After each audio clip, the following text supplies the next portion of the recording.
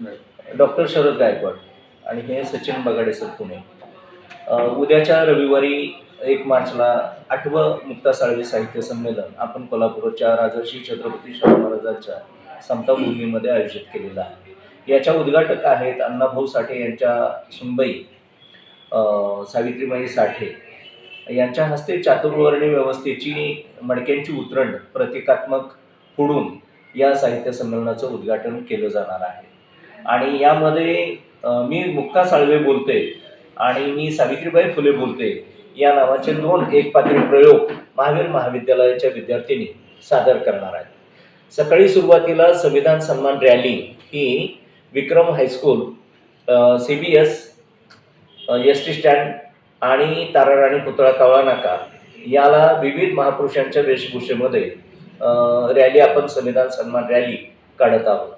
यामध्ये भारताचं संविधान, अण्णाभाऊ साठे यांची जगप्रसिद्ध कादंबरी फकीरा आणि फुले शाहू आंबेडकरांचं समग्र वाङ्मय हे त्या ग्रंथदिंडीमध्ये असणार आहे। याचबरोबर हलगी कुंक, लेझिम, दानपट्टा असे मर्दानी खेळ या रॅलीमध्ये सादर केले जातील। आणि त्यानंतर उद्घाटन ही मडक्यांची उतरण फोडून होईल, अध्यक्षांचं भाषण होईल आणि यामध्ये एकपात्री प्रयोग होतील, कवी संमेलन होईल, एक परिसंवाद, मुक्ता साळवे यांचा निबंध आणि समकालीन चळवळी वास्तव या अनुषंगानं नाशिकचे आमचे कॉम्रेड खाली परिसंवाद होईल।